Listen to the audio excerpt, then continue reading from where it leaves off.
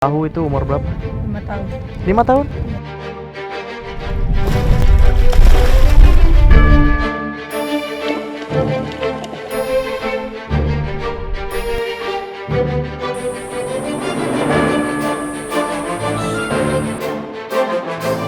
Perjalanannya jauh sekali, kita baru sampai di Kampung Katundu, sementara tujuan utama kita adalah Pulau Salura di seberang.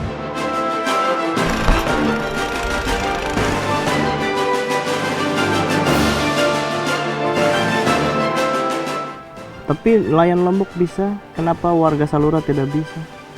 Kan belum tahu cara kerja.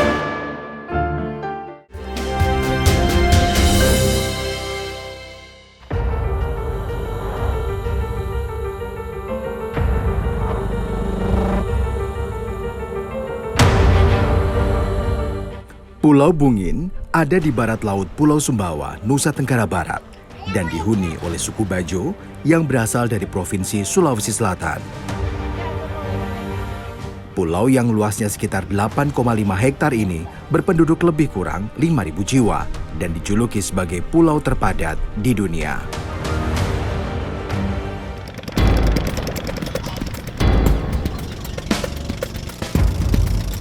John hanya melaut seorang diri.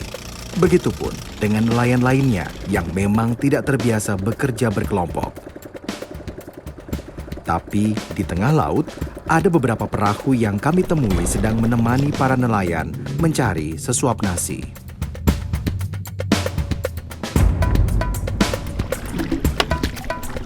Kami berhenti di area Laut Bali yang berada di bagian utara Pulau Lombok dan Pulau Sumbawa. Jaraknya hanya 1 jam perjalanan kapal.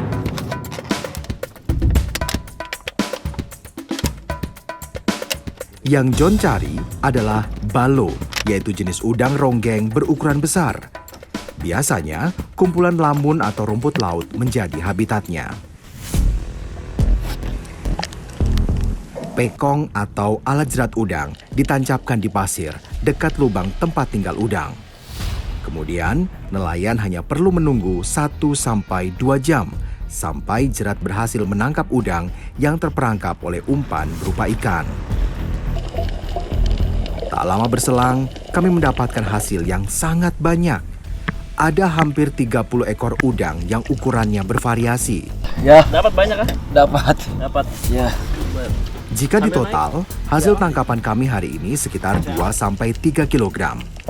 Bila dikalikan dengan harga udang ronggeng yang mencapai 135.000 per kilogram, kami memprediksi hari ini bisa mendapatkan sekitar 400.000 rupiah.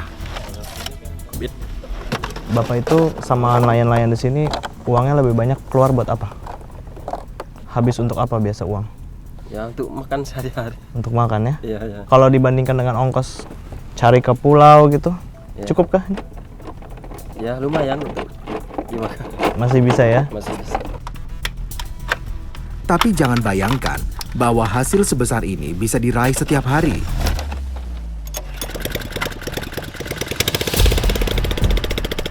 Seringkali, John dan nelayan lain hanya membawa alat jerat kosong tanpa satupun hasil. Belum lagi, untung dari melaut tentu harus dikurangi dengan modal bahan bakar minyak dan perbekalan selama di laut. Sehingga, jika menghitung hasil dalam sebulan, pendapatan mereka hanyalah sekitar 1-2 juta rupiah.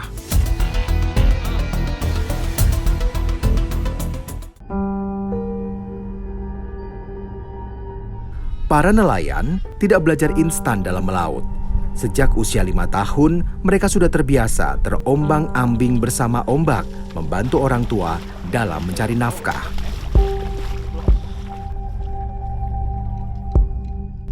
Jadi pemirsa, sore hari seperti ini, kalau tidak belajar ataupun bermain, di sela waktu mereka menyempatkan diri untuk mencari ikan hias. Saya penasaran bagaimana mereka nyari dan akan kemana mereka nanti nyari ikan hiasnya. Yuk kita berangkat. Yuk.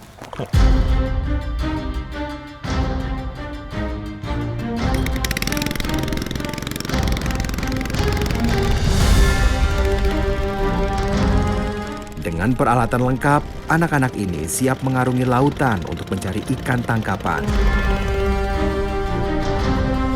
Mereka berlomba-lomba ingin segera cepat menyelam.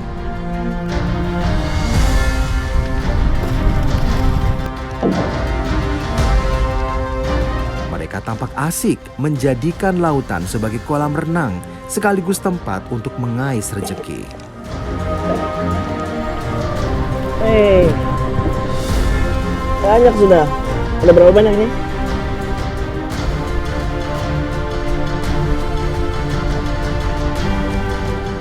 Mulai belajar perahu itu umur berapa? 5 tahun. 5 tahun? Boleh itu sama ayah? Ya. Boleh sama ayah? Iya, Boleh ya? Minta belajar sama ayah atau coba sendiri? coba sendiri.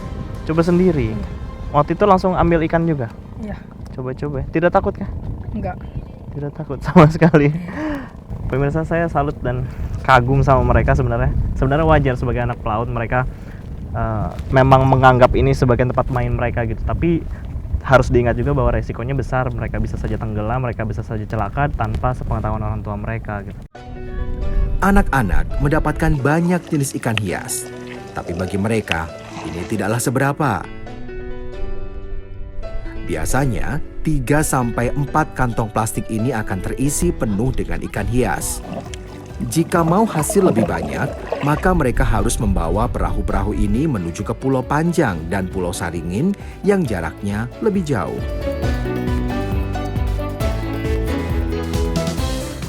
Dapat kah? Dapat banyak? Ya, Dapat? dapat. Dapat berapa banyak? Lihat, coba.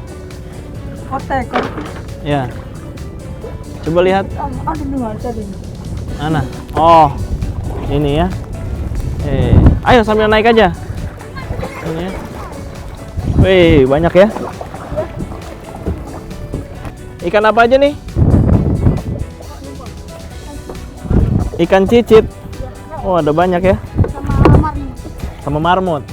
Jadi ada banyak sekali ikan hias yang mereka ambil di sini. Jenisnya mereka bahkan sudah hafal semua namanya. Dan ini nanti semuanya dijual atau ada yang dipelihara di rumah?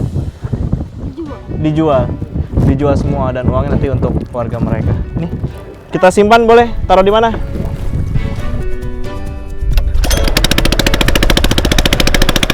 Lima orang anak dalam 2 jam bisa menghasilkan sekitar 10 ekor ikan. Tapi berbeda dengan orang dewasa.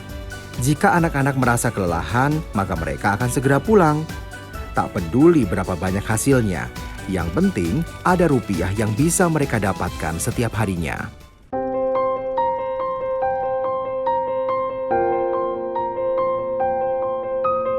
Kami membawa ikan-ikan hias ini ke pengepul. Setiap ekor ikan dihargai 4-8 ribu rupiah, tergantung jenis dan ukurannya. Nah, ikan apa itu? Jual ikan hias ini. Nah, bawa sini. Jual ikan hias ini. Oh iya. Sampai campur Dari sini, ikan hias akan dijual kembali ke Pulau Bali yang biasa mengekspor ikan hias ke berbagai negara di dunia. Sudah dapat? Sudah. Boleh kita hitung berapa tadi jumlahnya? Sambil kita jalan pulang ke rumah ya. 40.000. 40.000 ini dibagi 5. Ya. Itu dibagi 5. Dapat berapa? Dapat 10.000 kurang. Tidak sampai ya. Ini 10.000 masing-masing, bahkan kurang mungkin 8.000 atau 9.000 mereka bawa pulang. Itu setiap hari kamu ambil ikan lagi. Besok ambil lagi. Iya. Terus uangnya disimpan lagi untuk sekolah. Iya. Setiap hari uangnya diambil, ditabung lagi untuk mereka ke sekolah. Ayo kita pulang ke rumah, kasih uangnya. Bawa lagi barangnya yuk. Kita. Ayo. Pulau Bungin awalnya merupakan daerah transit para nelayan dari Sulawesi ke Laut Bali dan Laut Jawa. Sampai akhirnya, 50 tahun terakhir menjadi tempat bermukim suku Bajo yang memilih menetap di sini. Pada tahun 2014, luas Pulau Bungin hanyalah 1,6 km persegi. Tapi entah berapa luasnya saat ini, karena setiap tahunnya akan terjadi perluasan tanah yang signifikan.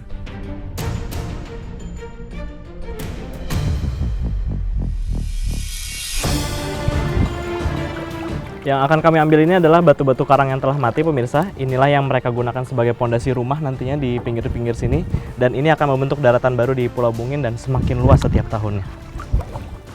Di mana Bang titiknya? Itu ya.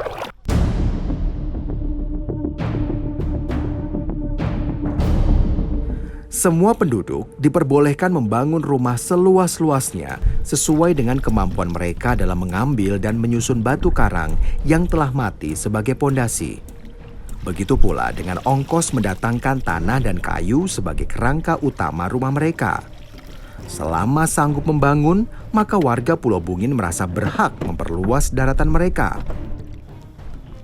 Sementara di sisi yang lain, ada bagian dari pantai dan laut yang akhirnya harus mereka korbankan. Jumlah penduduk terus bertambah akibat kelahiran generasi penerus dan hadirnya pendatang. Akibatnya, setiap tahun masyarakat terpaksa melakukan reklamasi. Pulau yang sudah sangat padat ini harus bertambah luasnya demi mengakomodir kebutuhan akan lahan baru. Rata-rata ada 100 rumah baru yang didirikan di Pulau Bungin setiap tahunnya, atau sama dengan 10 rumah per bulan. Itu memang setiap tahun ada atau setiap hari kita bisa lihat itu orang bangun lagi gitu? Sepertinya setiap bulan ya. Setiap bulan selalu ada yang Ada yang bangun rumah. Oh, mahal itu Bang untuk bangun rumah di sini? Untuk bangun rumah panggung biayanya sekitaran 20 jutaan. 20 juta kalau rumah panggung. Iya. Kalau uruk tanah seperti ini nih? 30 lebih lah. 30 lebih ya. Karena Tapi banyak orang pilih untuk bangun uruk tanah ini. Iya. Kalau sekarang sih banyak yang pilih tanah. Iya ya. Lebih simpel katanya. Lorong demi lorong menjadi pembatas antar rumah. Masyarakat Pulau Bungin kini tak bisa menemukan garis pantai. Seluruhnya padat oleh sampah yang berserakan. Sayangnya, manusia yang menyambung hidupnya dari hasil laut justru menjadikan laut sebagai halaman belakang rumah mereka. Laut menjadi tempat sampah baru bagi warga.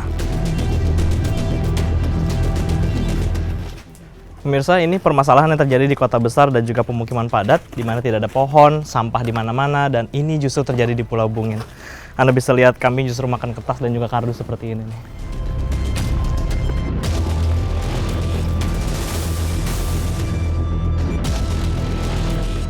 Jika kita bandingkan dengan negara-negara kecil di Asia Tenggara, Pulau Bungin hampir menyamai kota Singapura dan kota Hong Kong dengan kepadatan sekitar 4.000 sampai 5.000 jiwa dalam setiap 1 kilometer persegi. Di Pulau Bungin, dapat kita jumpai persoalan yang lazim ditemui di permukiman padat di wilayah perkotaan.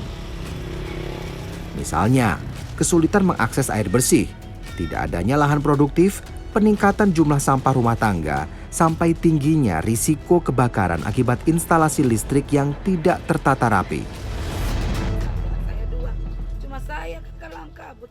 Tolonglah. Pulau Bungin ini sedang dilanda. Tak bisa saya ngomongnya. Tolong bantu aja untuk pembangunannya Iya. kepada pemerintah. Semoga segera ya Bu ya. Iya, semoga secepatnya. Kita di sini menderita siang malam di tenda kepanasan. Anak-anak diserang batuk pilek, kesehatan terganggu.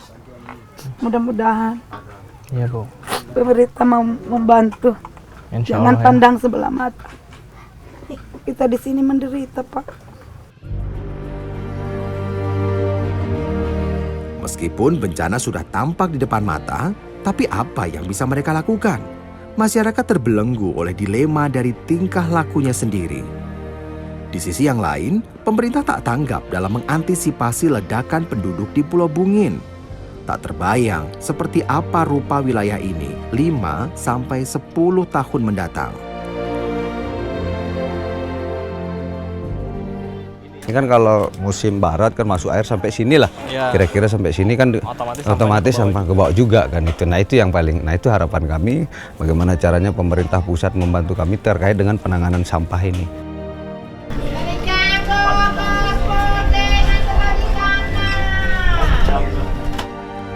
Apa mau dikata, karena kehidupan terus berjalan dan yang masyarakat pikirkan hanyalah keluarga mereka semata. Sementara, untuk bisa menanggulangi masalah yang bisa saja terjadi di kemudian hari, pemerintah tentu membutuhkan kontribusi masyarakat. Keduanya harus bersinergi memutuskan sikap mencari solusi.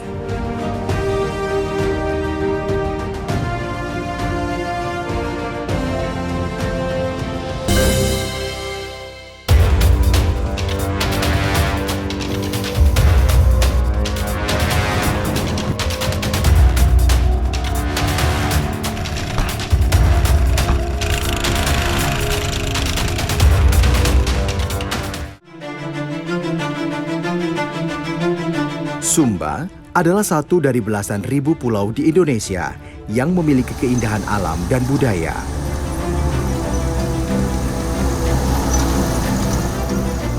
Pulau dengan bentang alam yang unik ini menjadi penyumbang terbesar angka kemiskinan di Provinsi Nusa Tenggara Timur. Akses jalan yang sulit menjadi salah satu penghambat berkembangnya perekonomian di pelosok Sumba.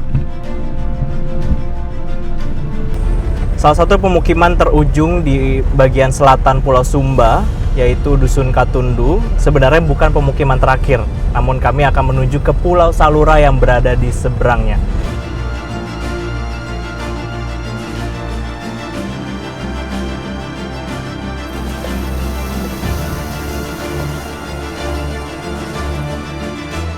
Dan akhirnya, setelah berkendara selama 7 jam dari kota Waingapu, tibalah kami di Katundu. Katundu hanya sebuah dusun, bagian dari Desa Pramadita, Kecamatan Karera, Sumba Timur.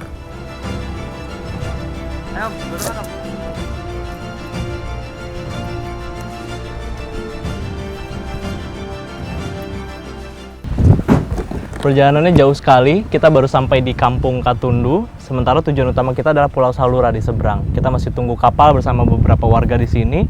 Berapa lama Pak nunggu kapal ini Pak? Ya sekitar 20 menit lagi. Nunggu yang dari sana ya? Salura ya.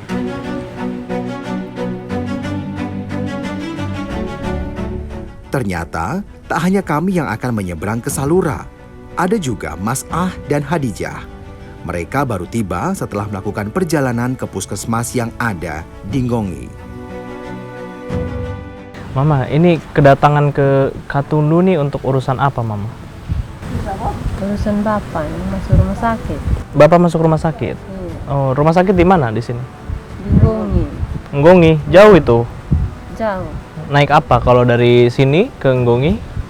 Pakai oto pribadi. Oh, naik mobil juga. Untuk bisa naik ke atas kapal, kami harus mendekat ke bibir pantai dengan membawa seluruh barang bawaan. Tak ada fasilitas dermaga untuk mempermudah urusan mengangkut atau menurunkan penumpang.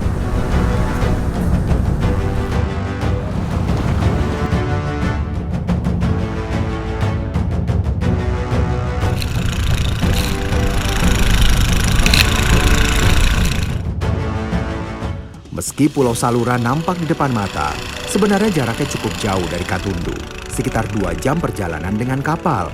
Itu pun jika laut sedang tenang. Jika sudah masuk musim barat, tak ada kapal yang mau berlayar.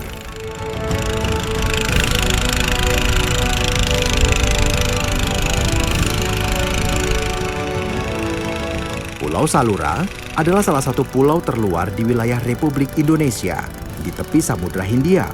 Ombaknya besar bergulung-gulung, sulit diakses.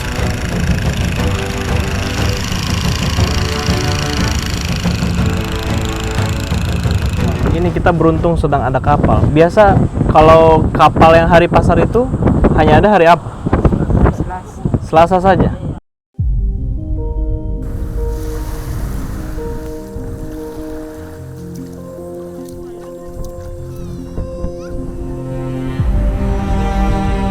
Sekarang sudah tiba di Pulau Salura. Pulaunya indah sekali pemandangannya, tapi sayang sekali masyarakat di sini masih punya banyak kesulitan, diantaranya ekonomi, pendidikan, kesehatan, dan kita akan cari tahu kenapa mereka merasakan seperti itu sampai saat ini.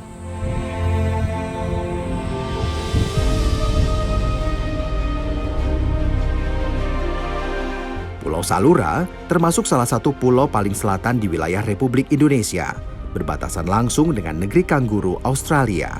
Jaraknya hanya sekitar 800 mil saja.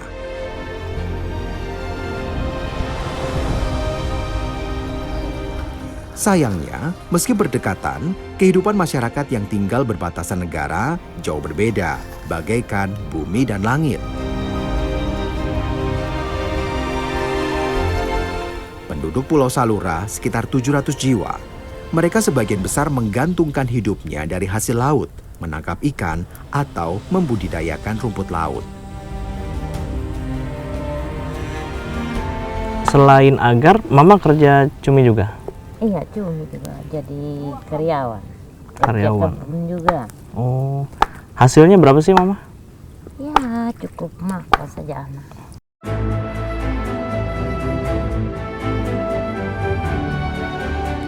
Sejak adanya budidaya rumput laut, kaum perempuan di Salura mendapat tambahan penghasilan yang lumayan.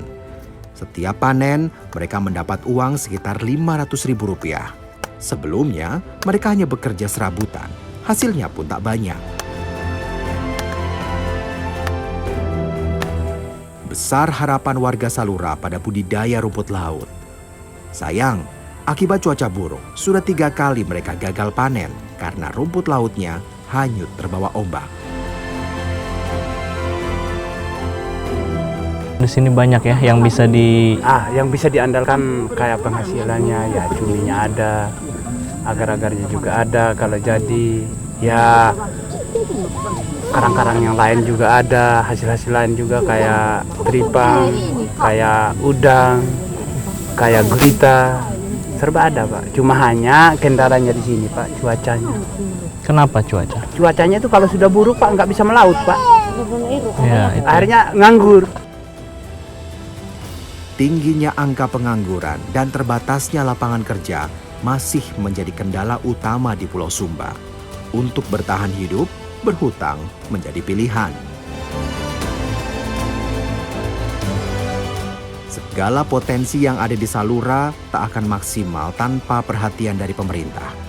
Dukungan dana dan pelatihan bagi masyarakat tentunya sangat diharapkan agar mereka bisa berkembang.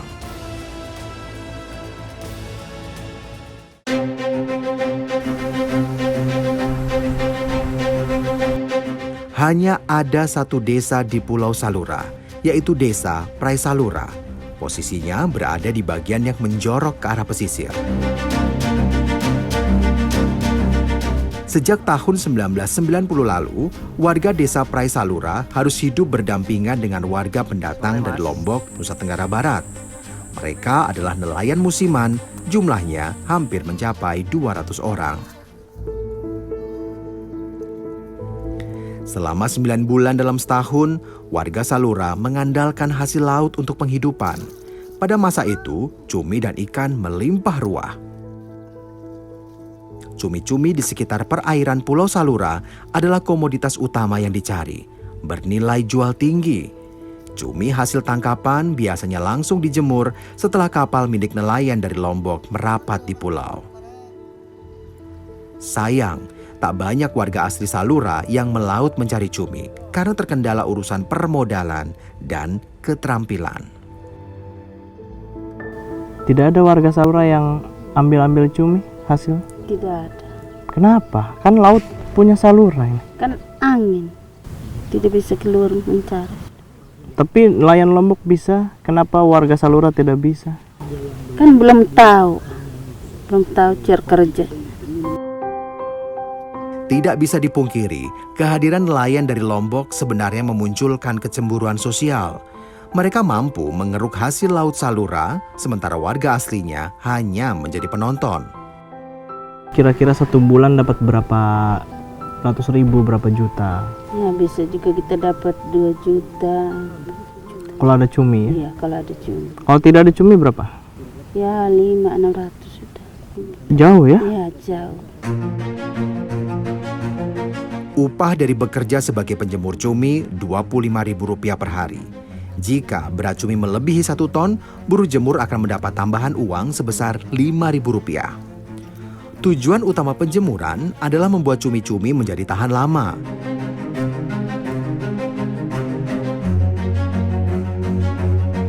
cumi kering lalu dikumpulkan sampai berjumlah 1 atau 2 kuintal. Selanjutnya, cumi kering akan dibawa ke Pulau Lombok untuk dipasarkan.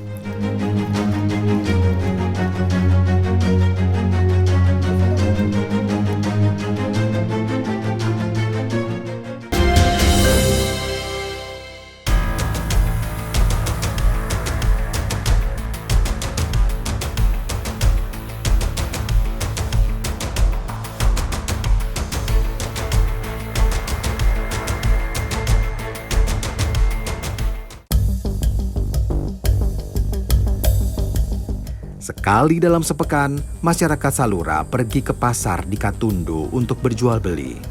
Mereka membawa ikan, cumi, buah, sayur, sampai rumput laut. Jumlahnya tak banyak. Barang-barang yang mau dijual ataupun mereka beli di pasar Katundu nanti akan dibawa dan orang-orang ini nantinya akan menuju ke pasar Katundu semua. Miris rasanya melihat perjuangan mereka untuk bertahan hidup. Bagaimanapun, mereka adalah warga negara Indonesia yang harus diperhatikan. Jangan biarkan mereka terus sengsara di batas negara. Total anggaran dana desa yang mengalir ke Nusa Tenggara Timur sejak tahun 2015 sebenarnya sudah sangat besar, sekitar 10,6 triliun rupiah. Sayang, sepertinya belum berhasil mendongkrak perekonomian masyarakat di pelosok. Infrastruktur jalan tetap masih terbatas. Tak ada perubahan yang signifikan pada kehidupan mayoritas warga Pulau Sumba, khususnya di Salura dan Katundu. Berangkat jam berapa tadi? Kalau dari Waingapu kami dari kemari. Jam berapa tuh? Kemarin berangkat jam 3 subuh. Jam 3 subuh? Nah, sampai sini sampai Katundu jam 8:30 tadi malam. Oh iya. Kan kita lihat jalan itu tidak bagus ya. Iya. Gimana menurut Bapak bawa dari Waingapu sampai sini rutin setiap minggu? Ya itu sudah tantangan bagi kami sebagai supir. Daya beli warga Pulau Salura sangat terbatas. Per pekan paling banyak hanya Rp30.000 sampai Rp50.000 yang mereka belanjakan. Itu pun hanya untuk membeli kebutuhan pokok sehari-hari saja. Sampai hari ini, masyarakat belum menikmati akses jalan serta kehidupan yang sejahtera layaknya bangsa yang merdeka. Mereka seakan jauh dari perhatian pimpinan negara. Pembangunan memang masih berjalan, tapi pembangunan yang berawal dari desa dan wilayah terluar ternyata masih menjadi wacana di Salura. Salura begitu luas, hasilnya juga sangat banyak, Pak. Hanya keterbatasan masyarakat dari alat tangkapnya. Alat tangkapnya yang memang masih terbatas. Boleh dikatakan selama ini sehingga masyarakat, kalau Pak lihat itu punya sampan cumi, punya alat tangkap cumi, itu masih dibon di orang Lombok, bukan miliknya sendiri. Semoga saja jeritan hati warga Salura terdengar sampai ke pusat negara, agar pemerintah segera bergerak membangun Salura dan meningkatkan kesejahteraan warga yang tinggal di sana.